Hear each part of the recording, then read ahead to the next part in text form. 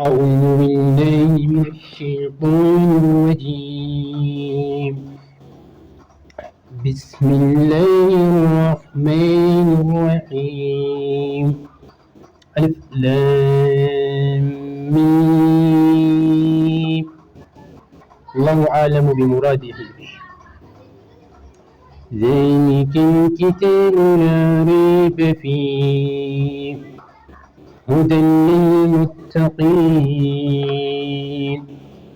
This is the book, the Quran, whereof there is no doubt, a guidance to those who are al-muttaqun, the pious and righteous person who fearing Allah much, abstain from all kind of the sins and evil deeds which He has been forbidden, loving Allah much, performing all kind of the good deed which He is ordered. ذلك that هم الكتاب كتابنا هم the book قرآني لا هنتاني ريب إسا خيستي دبت منون شكين كيسن جرت فيه in it هدى a guidance كأجل فما للمتقين for the God conscious كأجل فما والرب صداتوتي للمتقين والرب صداتوتي. kitaabni quraanaa kun isa keessatti manuun hin jiru. Inni qaceelchaa yookaan heeroo fi seeroo warra rabbi sodaatuuti. Warra gaarii fi namoota qulqulluu isaan rabbi isaanii sodaatan. Dilii hundarraa'uu fagaachuu fi if qabuudhaan, hamtuu hundarraa'uu dhiisuudhaan, akkasuma ammas rabbi isaanii akkaan jaalatan dalagaa gaarii hunda hojjechuudhaan tattaafaman. This is a Quran in which there is nothing any doubt, neither in terms of its origins nor in terms of its meaning. It's the word of Allah, a guiding those who are mindful Allah to the way that leads to Him. Quran kun isa keessa mamiin takkallee hin jirtu. Buufaminsa isaatiinis orjinaalummaa isaatiinis jalqabummaa isaatiinis hiika isaa keessattis mamii takkallee hin qabu, shakkiin qabu rabbii biraa ta'uu. Inni jecha rabbii subhaanahu wa ta'ala inni qaceelchaa warra rabbii isaanii eeggatuuti. Inni qaceelchaa gama rabbii nama oofu. هدى للمتقين الذين يؤمنون بالغيب ويقيمون الصلاة ومما رزقناهم ينفقون.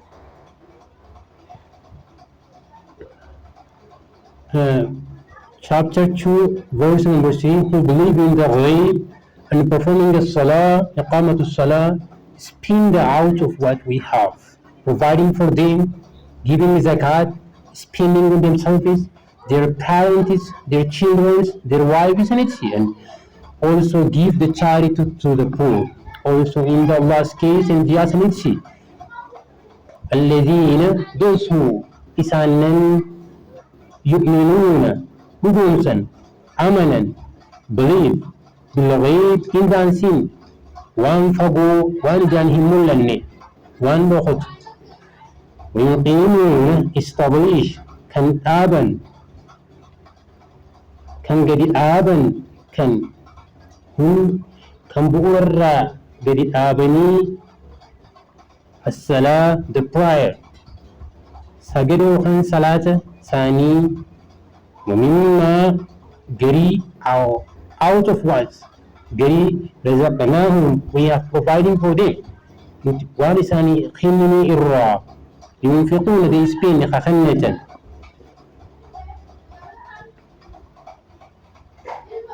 أيني صدفاهم ورّي وانفقوا لهم صلاة ثاني سيران سر تيرورة صلاة وان نتي ثاني كن را خخنة زكاة خخنة صدقاء خخنة lubbuu isaanii irra kabaasan, maatii isaanii irra kabaasan, ilmaan isaanii irra kabaasan, warra isaanii irra kabaasan قرار ربي قيس كباسا أكس مما صدقاء مسكين أفتخنا خجيادة قيس باسا الرادو بد. They believe in the revelation that Allah sent down to you.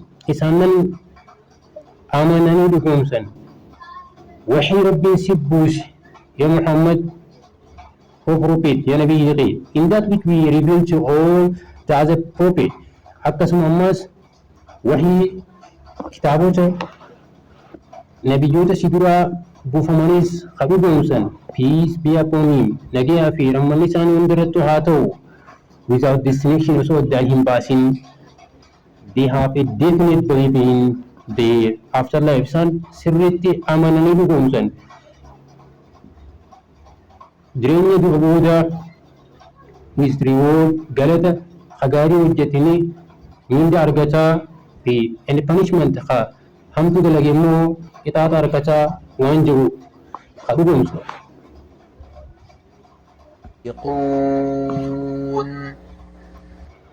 والذين يؤمنون بما أنزل إليك وما أنزل من قبلك وبالآخرة هم يوقنون أولئك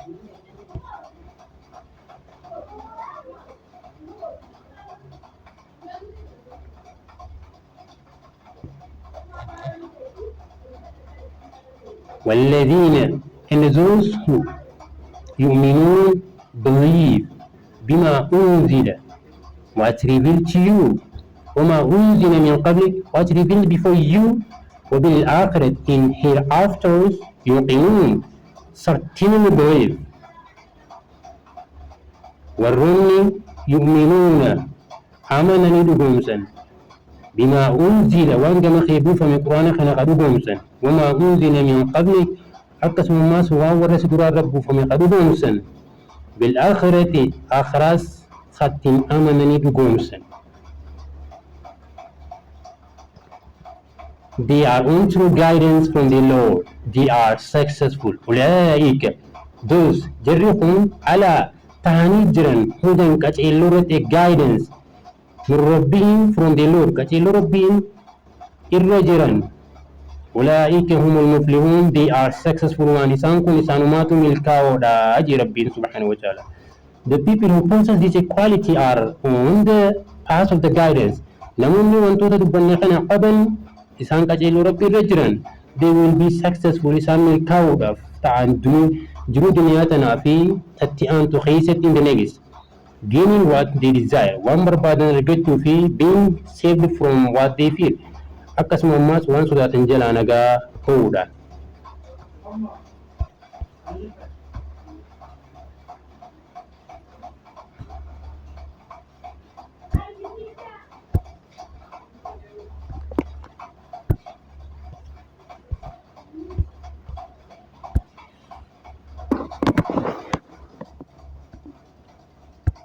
أولئك على هدى من ربهم وأولئك هم المفلحون إن الذين كفروا سواء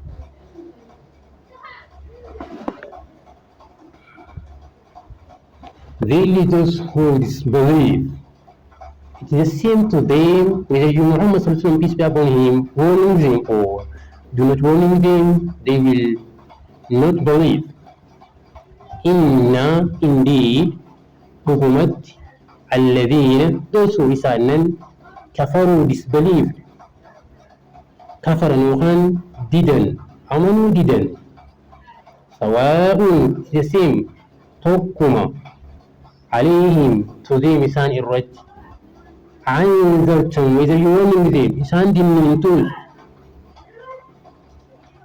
am lam tunzirum am or yukin lam hin tunziruhum yuwarn them dininu batus la yu'minun not they believe isan hin amanani Tasfir. Those who rejecting what Allah revealed to His messengers continue on the wrong path. Hinders to bonus. Isaan Rabbi subhanahu wa ta'ala didan waan Rabbiin ergamaa isaa buufame amanuu hadidan itti mufan karaa dogongora isaanii mata jabeenya isaanii wajjin. Dhugatti kanaaf isaan kana isaan akeekkachiisuu baattus isaanii tokkuma garaagarummaan qabanii ija isaanii amananii. Inni kaafirtoota baana jechuu asirratti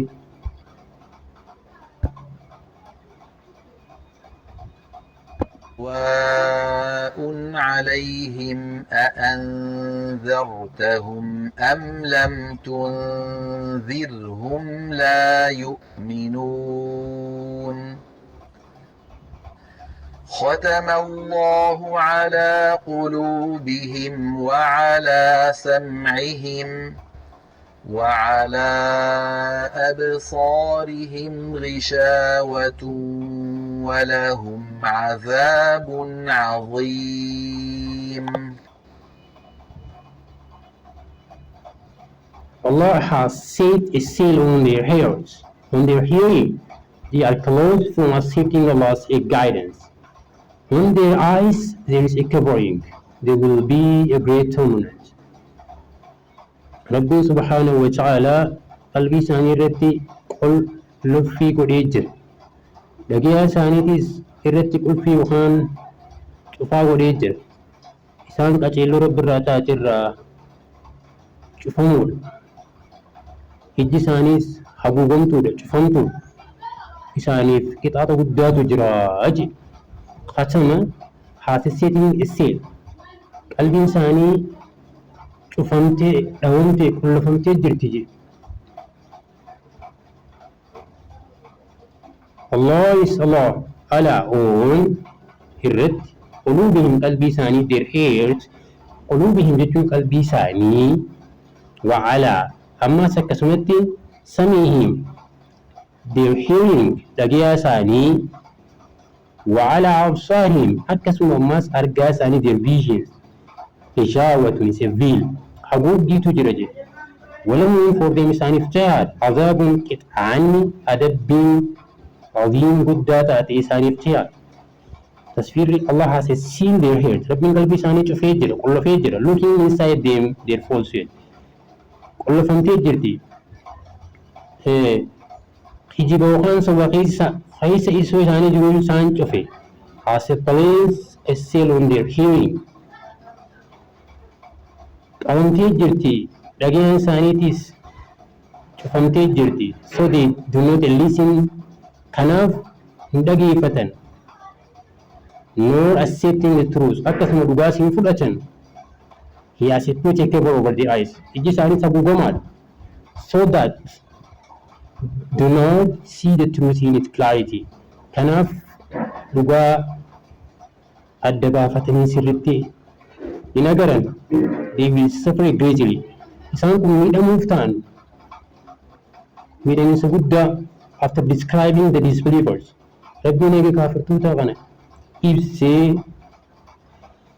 who are at the fault of inside and out. Kanaaf badin isaanii kan keessaatii fi kan alaa ibsee he described the hypocrite eegana munaafiqoota warra fakkiis who appear good on outside warra gubbaa gajeelaadhaan gaarii of fakkeessu but are not so inward garuu keessaan akkasii miti warra munaafiqaa ibsuudhaaf. Kaafirtoota aayatuma lamaa kanaan ibsee jechuu sifa isaanii Rabbiin subhaanahu wa ta'ala.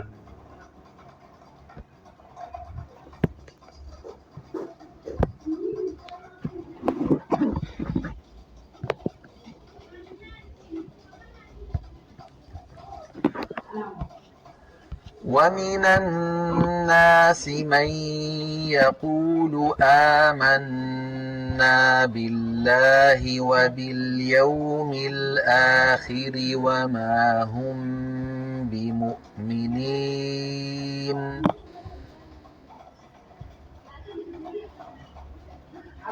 ومن الناس قرينا مرة the people قرينا متارة قرينا مرة من يقول are the same who say kan jedhutu jira, kan dubbatutu jira. Amanna believe, amanni ja'i billahi rabbitti amanni qaja. وباليوم and in the day akkasuma ammas al-akhir guyyaa akhiraattis amanni qaja'anii dubbatanii jira. وما هم but not they garuu hin taane isaan yu'minuuna are believers at all. Amanan hin taane garuu isaan san. Of mankind there are some hypocrites who say believe in Allah in the last day while in fact they believe not. Namarraani jira je munaafiqoota jira haja'an nuti rabbii fi guyyaa akhiraatti amanne garuu dhugatti isaan hin amanne je rabbiin. Among the people are some who claim to have a faith. Namarraa qaymatu jira amane rabbii tokko hin dhugumsa qajee when they actually garuu dhugatti do not believe kan amaniniitu jira. Isaan san munaafiqoota warra fakkeessi.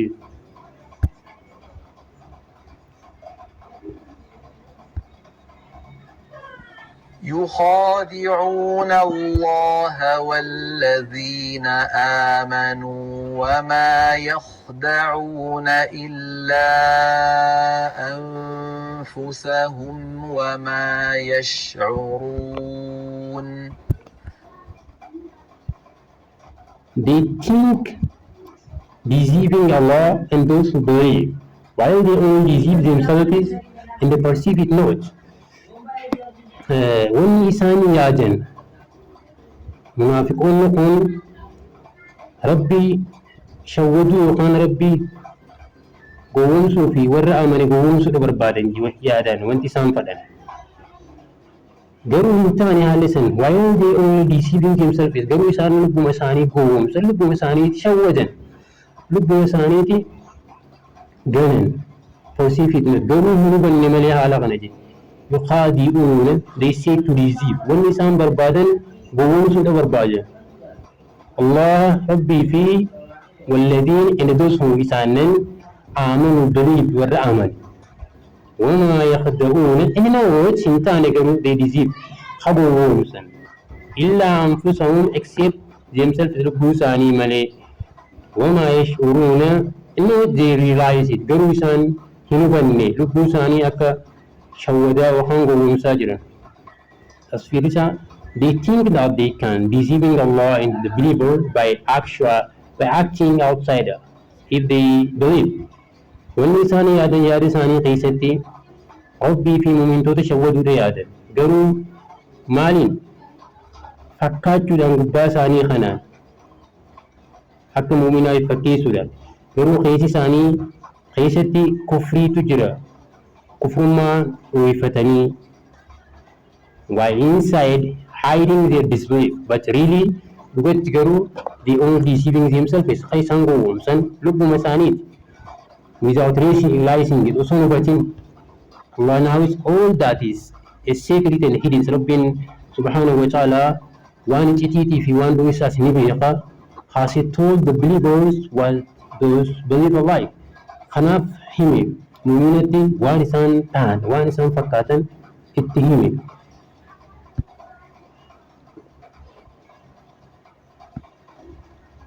في قلوبهم مرض فزادهم الله مرضا ولهم عذاب أليم بما كانوا يكذبون.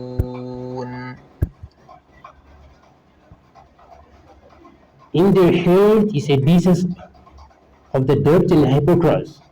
Allah has increased their disease. A painful torment is there because they used to telling lies. Qalbii isaanii keessatti munaafiqoota kana dhibee shakkiitii fi dhibee fakkeessummaa jira jedhe. Rabbiin subhaanahu wa ta'ala galata isaanii kafalee fi dhibee itti dabale. Isaaniif qixaata laalii isaatu jiraaf. sababaa isaan kijibaniif jecha fiihi in keessatti quluubihim deeheer qalbii isaanii maradun isa dhukkubaatu jira jedhe fazaadahum so has increasing them kanaaf dabalatan فزادهم الله ربي كنا في تدبلج مرض إن ديسس إبي خيست ولهم for them سانفتي عذاب a punishment أدب عليم لعليسان painful بما because سببا كانوا يجرد تاني يكذبون كجبة they lie. Allah increase the dishes in their heads. Rabbi ibe the belief they reap what they sow. Mali benan isanitu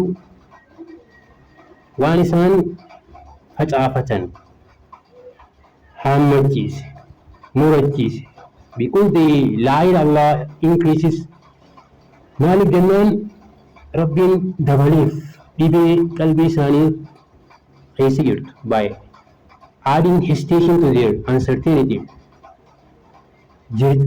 Jarjarsiise je kijiba isaanii san keessatti akka isaan keessa badan. Hence they only gain what they deserve. Kanaaf waan hojjetan argatan they will have a painful suffering in the world. Kanaaf qixaaxa laaleessaa ta'an irra hamaa ta'an qunnamuuf ta'an ibidda jahannam because they lead sababaa kijibaniif Rabbi irratti. And the people rejecting the message brought by Muhammad. Ergaan Muhammad sallallahu alaihi wasallam dhufeen waan sobsiisaniif jecha.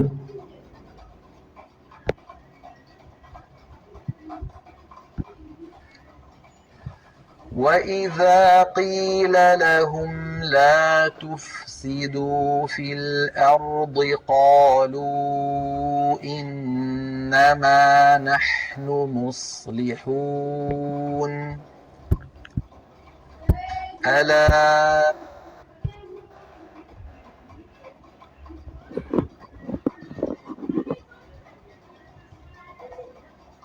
وإذا and when يروا قيل سير لسان جامع لهم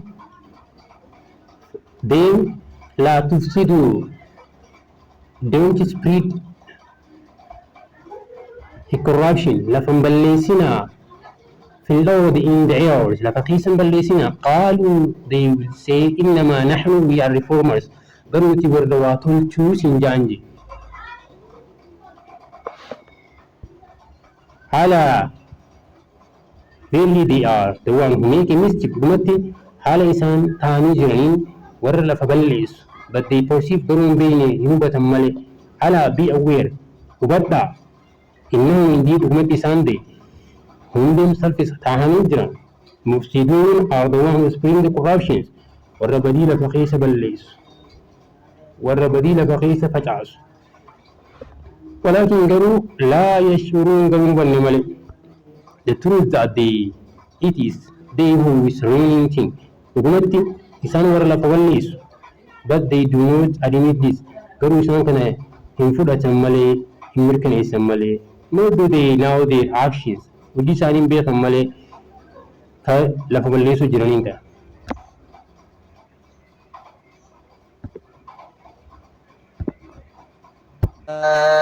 إنهم هم المفسدون ولكن لا يشعرون وإذا قيل لهم آمنوا كما آمن الناس قال When it is said to them means hypocrites. Believe as a people, the follower of Muhammad, peace be upon him, Al-Ansari and Al-Muhajirun have believed. They say, shall we believe as those the four have believed? Verily, they are the fools, but they know knowledge. Yeroo isaaniin jaame munaafiqa kanaan abuu akka asaabaan nabi Muhammad hordoftuun nabii keenyaa salawaatu rabbii wasalaamu amanetti amanaa akka ansaaraa fi muhaajirii amanetti amanaa jaaniin ni jaan. Saboo akka warri gowwooliin kun amanitti amannaa ja'anji. Dhugumatti garuu beelidii are the fools gowwaan isaan baddee naannootti garuu beekan malee isaan wa'iilaa wayeen yeroo jechuudha. Qeelati seet isaaniin jedhan lahum to them isaaniin amanuu believe hawwa jedhan amanaa rabbii tokkicha tawhiida fudhadhaa dhugoomsaa كما آمنوا أكما آمنوا آمن الناس the people من الأنصار في مهاجرون كامل قالوا تيسي نجع لسان آمنوا منه شو بيبوني سبوني آمنا نت كما أكما آمنوا آمنا نتي الصبحاء قولين كامنت آمنا نت ألا أجي أجين be aware إنهم certainly ديسان نتان هم themselves السفهاء قروا إسانماتو قوولي إسانتو قوات ولكن لا يعلمون قروا not دينهم بيخم مليسان when they are told to have a face yeroo ishii isaanit jedhame isaanitti himame abuu amanaa akka saabaan nabi Muhammad sallallahu amantetti they replied deebiin isaanii maal looking down on the people laalaniiti ummata making fun of them isaanitti kolfan isaanitti qoosan saying should we have abuu warra akka gowwaa sammuu xixiqqoo qabu kanatti amanna in fact should we have faith like a simple-minded people? In fact, it is they who are the fault. What go what is that? But they are unaware of this. There is some can be animal.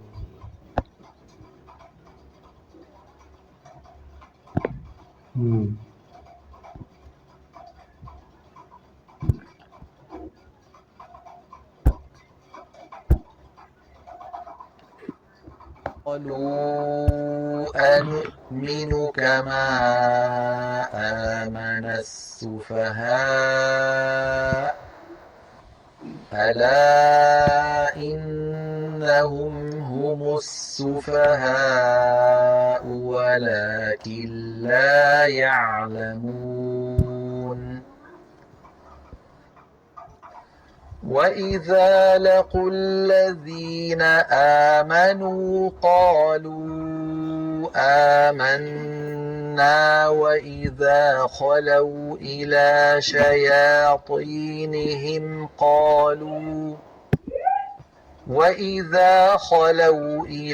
شياطينهم قالوا إنا معكم إنما نحن مستهزئون